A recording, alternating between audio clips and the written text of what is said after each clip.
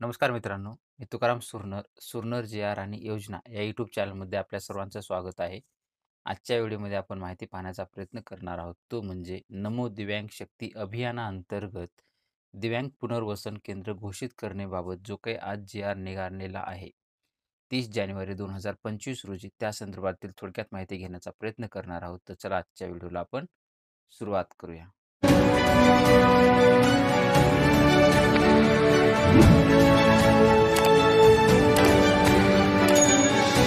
नमो दिव्यांग शक्ती अभियान या अंतर्गत राज्यातील दिव्यांग व्यक्तींना आवश्यक त्या गोष्टी, सोयी सुविधा, मदत उपलब्ध करून देण्यासाठी प्रत्येक जिल्ह्यात 2 याप्रमाणे 36 जिल्ह्यामध्ये प्रत्येक जिल्ह्याच्या 2 म्हणलं तर एकूण 72 आणि मुंबई शहर व मुंबई उपनगर यासाठी अतिरिक्त एक अशी एकूण 73 दिव्यांग पुनर्वसन केंद्रे विशेष अभियानाअंतर्गत सुरू करण्यात येणार आहेत.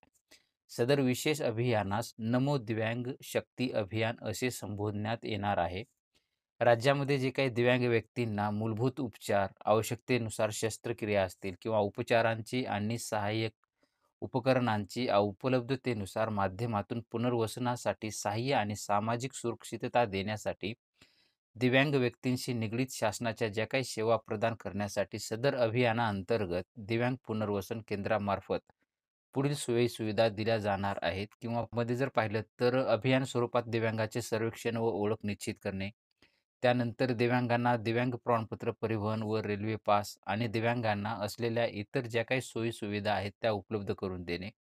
तसेच दिव्यांगांना आवश्यक साहित्य उपलब्ध करून देणे. तसेच दिव्यांगांच्याकरिता राबवल्या जाणाऱ्या ज्या काही योजना आहेत त्यांचा लाभ देणे.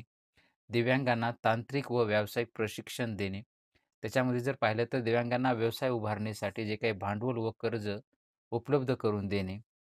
तसेच जर दिव्यांगांचे व त्यांच्या पालकांचे समुपदेशन करणे या सुविधा या केंद्रांमार्फत करण्यात येणार आहेत.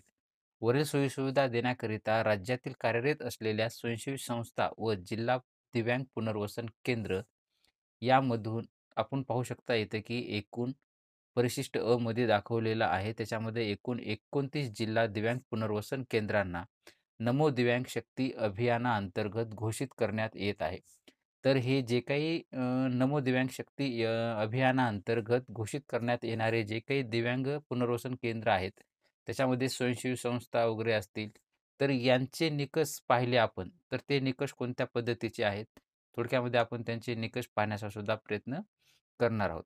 या स्वयंसेवी संस्था घोषित करताना खालील निकषांची पूर्तता केलेली असावी असं आवश्यक आहे. दिव्यांग व्यक्ती हक्क अधिनियम 2016 अंतर्गत संस्थेची नोंदणी प्रमाणपत्र, दिव्यांग व्यक्तींसाठी विविध योजना, उपक्रम राबवल्याचा अनुभव असावा त्यांच्याकडे.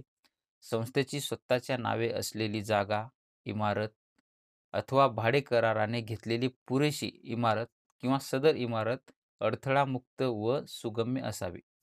तसेच समुपदेशन व थेरपीसाठी तज्ज्ञ व्यक्ती तसेच आवश्यक व पुरेशा प्रमाणात मनुष्यबळ उपलब्ध असावं. असलेले संस्थेच्या ज्या काही बँक खात्याचा तपशील उपलब्ध असावा किंवा करून घ्यावा. अशी ही स्वयंसेवी संस्था घोषित करण्यासाठी जे काही निकष लावण्यात आलेले आहेत, ते हे निकष आहेत आणि या ह्याच्यामध्ये जे निकषामध्ये जी संस्था बसेल, त्यांना नमो दिव्यांग शक्ती अभियानाअंतर्गत घोषित केलं जाणार आहे.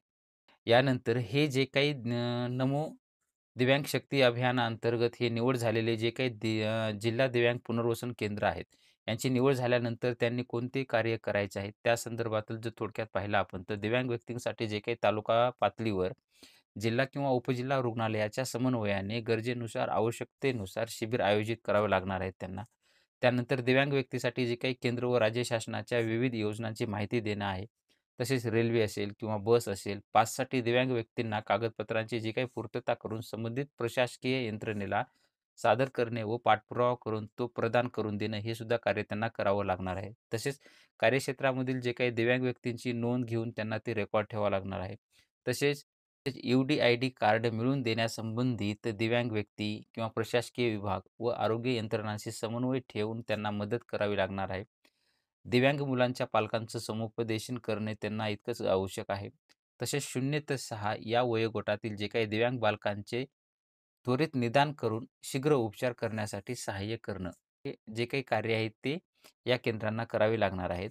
तसेच जर पाहिलं तर सदर केंद्रे शनिवार व रविवार वगळता इतर अन्य दिवशी महिन्यातील किमान 24 दिवस चालू राहतील. तसेच प्रतिदिनी किमान 8 तासाच्या कार्यालयाचे कामकाज करणे बंधनकारक असणार आहे. अशा पद्धतीचं या केंद्रांना जी काही मान्यता देण्यात आलेली आहे स्वयंसेवी संस्थांच्या, अशा पद्धतीचं हे छोटंसं अपडेट होतं.